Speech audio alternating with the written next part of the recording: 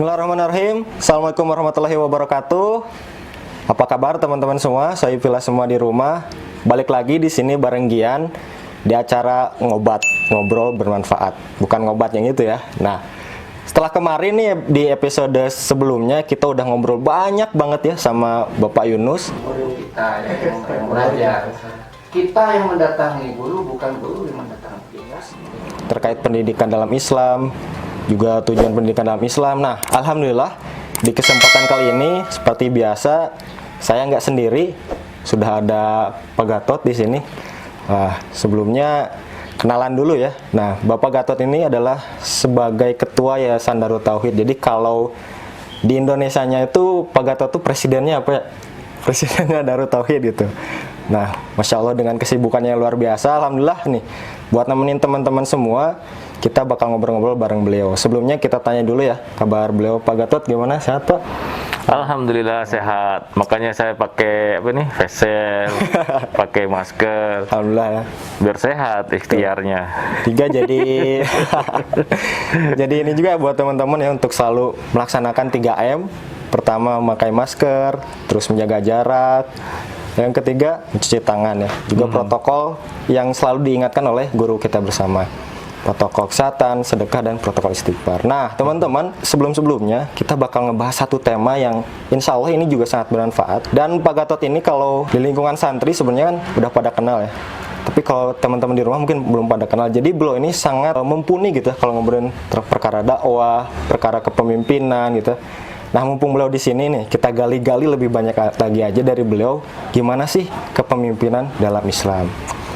Nah, sebelumnya kita tanya dulu ya dari Pak Gatot sendiri. Kita pengen tahu nih Pak, sebenarnya kenapa sih dalam Islam itu kepemimpinan itu gimana ya jadi sangat-sangat penting Pak? Nah, sebenarnya kepemimpinan dalam Islam itu seperti apa Pak? Boleh dijelaskan dulu. Baik, terima kasih ya. Bismillahirrahmanirrahim. Assalamualaikum warahmatullahi wabarakatuh. Waalaikumsalam warahmatullahi wabarakatuh.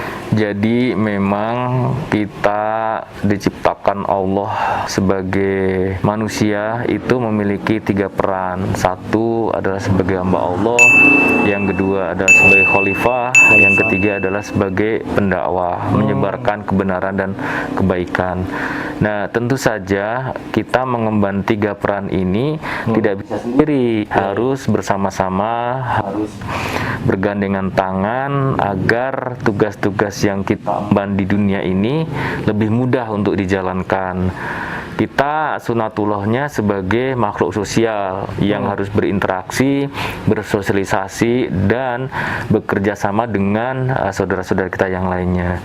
Nah, untuk itu maka kepemimpinan dalam Islam itu tidak hanya sebatas dalam sebuah organisasi ataupun perusahaan ataupun dalam sebuah wilayah negara misalnya, namun konsep kepemimpinan dalam Islam itu justru dimulai dari diri sendiri. Oh, dari diri sendiri. Dari diri sendiri justru yang terpenting. Betul. Mengapa? Karena seseorang yang sudah bisa memimpin dirinya, sudah bisa mengatur dirinya, sudah bisa mengendalikan dirinya, maka insya Allah dia bisa memimpin dan mengendalikan teman-temannya ataupun timnya. Sehingga dalam Islam itu setiap orang itu pemimpin. Setiap orang justru pemimpin ya Pak? Pemimpin. Jadi bukan hanya sebatas ketua, direktur, manajer, kepala begitu ya, ataupun gubernur, presiden. Namun setiap diri, setiap jiwa itu sebagai pemimpin. Saya ini juga pemimpin. Apa yang saya pimpin? Diri saya sendiri, organ tubuh saya, termasuk juga sekujur tubuh saya. Dari mulai tangan, Allah karuniakan tangan, kaki, penglihatan, pendengaran, kemudian mulut, itu juga kita harus kendalikan. Nah, rajanya siapa? Pemimpinnya siapa kalau dalam tubuh kita? Hati, kolbu kita ini. Kalau kolbunya baik, maka insya Allah semua organ tubuh kita insya Allah bisa kita kendalikan. Gitu, jadi, Mas Dian. Jadi bukan sekedar jabatan ya Pak kalau kepemimpinan dalam Islam? Iya, bukan. Kalau jabatan kan ada periodenya ya, ada batasannya. Memang salah satu jenis kepemimpinan itu adalah pemberian jabatan ataupun amanah dari komunitas ataupun dari seseorang kepada yang diberikan amanahnya. Misalnya Mas Dian ditunjuk oleh teman-temannya menjadi pemimpin perusahaan ataupun menjadi pemimpin perjalanan, maka itu sebagai sebuah amanah, sebagai sebuah jabatan. Namun sebenarnya masing-masing dari diri itu juga bertanggung jawab terhadap apa yang dia pimpinnya. Kita nanti bertanggung jawabnya tidak hanya di dunia ini, namun juga bertanggung jawab di hadapan Allah SWT. Jadi menarik ya teman-teman. Jadi konsepnya itu bukan cuman kemaslahatan di dunia saya, tapi ada kemaslahatan di akhiratnya, Pak. Iya. Nah, menarik juga nih teman-teman. Mungkin teman-teman juga di sana ya penasaran. Jadi sebenarnya Pak, tujuan dalam kepemimpinan atau pemimpin dalam Islam itu, tujuan utamanya itu seperti apa sih Pak? Baik, ini pertanyaan bagus nih. Apa tujuan kepemimpinan dalam Islam? Maka merujuk dari apa yang diajarkan oleh Rasulullah Muhammad SAW kepada kita, maka sebenarnya tujuan Rasulullah ke dunia ini kan untuk menyempurnakan kemuliaan akhlak. Salah satu tugas terpenting beliau adalah itu. Nah, sehingga kepemimpinan beliau, kepemimpinan Rasulullah Muhammad SAW itu didedikasikan untuk keselamatan umat beliau, umat Rasulullah Muhammad SAW, agar apa? Agar memiliki akhlak yang mulia. Akhlak yang mulia ini terhadap siapa? Akhlak yang mulia, kesempurnaan akhlak yang mulia kepada pencipta kita, kepada Allah SWT. Karena kita juga harus berakhlak dengan kemuliaan yang sudah dicontohkan oleh Rasulullah Muhammad SAW, bagaimana kita sebagai seorang hamba, Allah itu sebagai Tuhan kita. Nah, yang kedua adalah menyempurnakan akhlak kepada sesama, begitu ya, sehingga kita bisa berikan kasih sayang, rahmatan lil alamin kepada setiap orang yang berhadapan, berinteraksi dengan kita. Jadi puncak keberhasilan dari kepemimpinan Islam sebenarnya adalah bagaimana agar orang-orang yang kita pimpin itu benar-benar bisa menjadi hamba yang betul-betul menjadikan Allah itu sebagai Tuhannya, namun juga saat berinteraksi dengan rekan-rekannya, saat berinteraksi dengan lingkungannya, dengan komunitasnya, memiliki rasa kasih sayang, rahmatan lil alamin. Itu Mas. Jadi ini tambah panas ya obrolan kita nih teman-teman. Jadi tadi Pak Gatot juga udah singgung luar biasa sekali ya, bagaimana sebenarnya kepemimpinan dalam Islam itu justru tujuannya adalah menghamba kepada Allah Subhanahu wa taala nih. Tapi mungkin ini juga jadi keresahan kita nih Pak, anak muda misalnya melihat ya banyak lah ya, teman-teman juga suka ngelihat misalnya ada pemimpin yang memakai jabatannya menjadi ya banyak lah Pak, kesalahan-kesalahan atau penyelewengan. Nah, kira-kira dalam pandangan Islam itu tuh kenapa bisa terjadi ya Pak hal-hal seperti itu? Baik, pertama kalau hemat saya memang tidak setiap orang yang diberikan amanah sebagai pemimpin itu secara otomatis memiliki karakter seorang pemimpin yang sejati.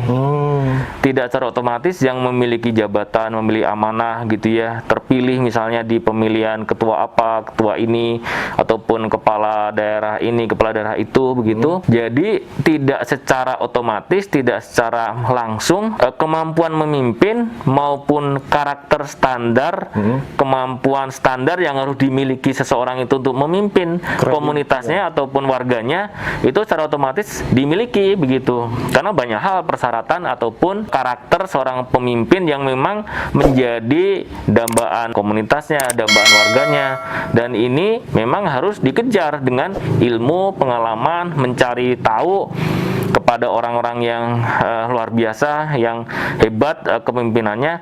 Nah, alhamdulillahirabbil alamin, dalam Islam itu semua sudah ada di Rasulullah Muhammad SAW. Beliau sebagai pemimpin keluarga, sebagai sahabat, sebagai guru, sebagai kepala negara, sebagai juga panglima perang, termasuk juga sebagai saudagar, entrepreneur yang berhasil luar biasa, sehingga sudah lengkap sebenarnya gitu. Jadi kalau misalnya kita itu mau menjadi seorang pemimpin yang ideal, contoh saja Rasulullah Muhammad SAW.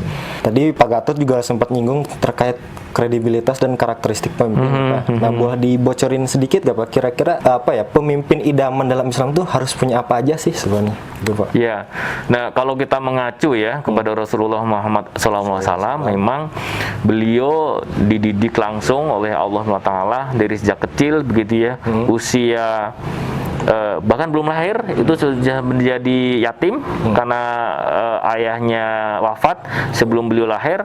Kemudian usia 6 tahun sudah ditinggal oleh ibunya, praktis usia 6 tahun itu sudah yatim piatu.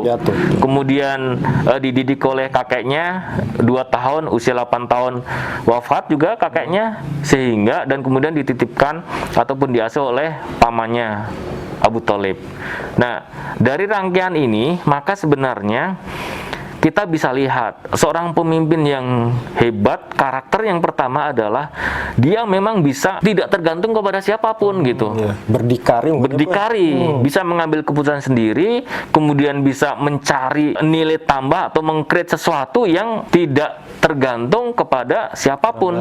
Kalau misalnya kita lihat, oh saya lahir yatim piatu nih, orang tua saya nggak punya uang, nggak ngasih modal, nggak nyekolahin saya. Ayo Rasulullah usia 6 tahun sudah yatim piatu, betul? Betul. Kemudian saat diasuh sama kakeknya 2 tahun, kemudian pindah diasuh oleh paman beliau Abu Thalib, itu juga secara keuangan juga terbatas begitu. Tapi betapa beliau usia 12 tahun itu sudah melakukan perjalanan dagang, dan dagangnya pun keluar negeri ya. Luar negeri. Bukan cuman dagang bala-bala. Jadi memang pemimpin yang hebat itu bagaimana dia bisa dari sesuatu yang nggak ada kemudian ada gitu. Yang pertama. Nah yang kedua tadi Mas Dian menyinggung tentang kredibilitas. Memang kredibilitas ini faktor yang terpenting ya, dimanapun, peran apapun, mau jadi pemimpin, mau jadi saudagar, mau menjadi kepala rumah tangga, mau menjadi guru, apapun, kredibilitas ini faktor yang sangat luar biasa pentingnya. Dan saya kira kredibilitas itu faktor yang terpentingnya adalah kejujuran. Bisa jujur terhadap diri kita sendiri, jujur terhadap kemampuan kita, jujur bahwa kita itu harus menimba ilmu, mencari gagasan, ide dan lain sebagainya dari teman-teman kita. Tanpa ada kejujuran, maka masya Allah kita nggak akan bisa banyak berbuat, apalagi berjuang begitu ya, nggak akan bisa. Karena kalau nggak jujur, kita bohong, maka hampir tiap hari kita berpikir bagaimana menutup ketidakjujuran kita ataupun kebohongan kita. Jadi kalau kebanyakan main game gitu Pak, kebanyakan tiktokan, iya. itu nggak baik juga ya kalau teman-teman mau jadi pemimpin. Nah, itu obrolan kita teman-teman, masih banyak sebenarnya yang mau saya tanya ini ke Pak Gatot, tapi kita bakal rehat dulu sejenak teman-teman. Kita ketemu lagi di Ngobrol Bermanfaat edisi selanjutnya. Assalamualaikum warahmatullahi wabarakatuh. Assalamualaikum warahmatullahi wabarakatuh. Ya Daud, inna ja'alnaka khalifatan fil ardi fahkum bainan nasi bil haqqi wa la tattabi'il hawa فيضلك عن سبيل الله إن الذين يضلون عن سبيل الله لهم عذاب شديد بما نسوا يوم الحساب